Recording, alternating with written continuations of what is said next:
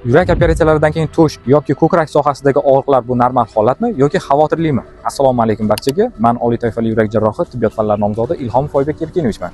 Yurak operatsiyalaridan keyin to'sh yoki ko'krak sohasidagi og'riqlar operatsiyaning erta davrlarida, boshqa sababga o'rta davrlarda va operatsiyadan keyingi uzoq davrlardagi og'riqlar o'z sabablari bor. Keling shular haqida bugun gaplashamiz. 3 kunlikdagi og'riqlar bu jarrohlik travmasi hisoblanadi.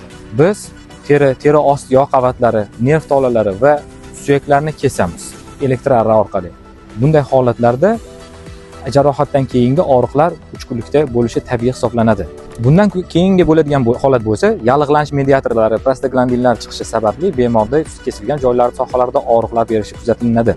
Operatsiyaning 7-10 sutkasiga kelib, og'riqlarning asosiy sababi suyaklarning bitishi boshlanishi va nerv tolalarining tiklanishi sabab bo'ladi. Ushbu kunlarda bemorlar ko'pincha og'riq, sanchiq yoki qichishish belgilari paydo bo'lganligiga shikoyat qilishadi. Operatsiyadan keyingi 1 oylikda bo'ladigan bo'lsa, yengilgina sanchishlar bo'lishi mumkin. Buning asosiy sababi nerv tolalarining to'liq regeneratsiyasi, ya'ni tiklanishi hisoblanadi. Yurak operatsiyalaridan keyin 3 oylikka kelib, bemorlarda yana yurak sohasida kesilgan joylarda achishish, qichishish va tortishish belgilari paydo bo'ladi. Buning asosiy sababi kesilgan to'qimaning o'rniga, ya'ni biriktiruvchi to'qima, chandiqlar hosil bo'ladi. Chandiqlar tortishish xususiyatiga ega.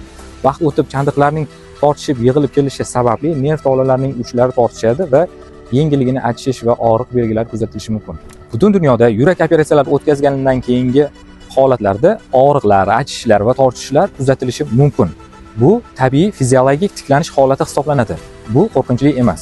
Aziz yurtdoshlar, yurak operatsiyasini o'tkazdingiz va uyga borgandan keyin to'sh sohasida, kesilgan sohasida kuchli og'riqlar paydo bo'ldi. Bu esa o'z yurak jarrohingizga qayta murojaat qilishingizga ko'rsatma bo'ladi. Agarda sizga bundan-da foydaliroq ma'lumotlar kerak bo'ladigan bo'lsa, mening sahifalarimga obuna bo'ling va like bosing. Salomat bo'ling.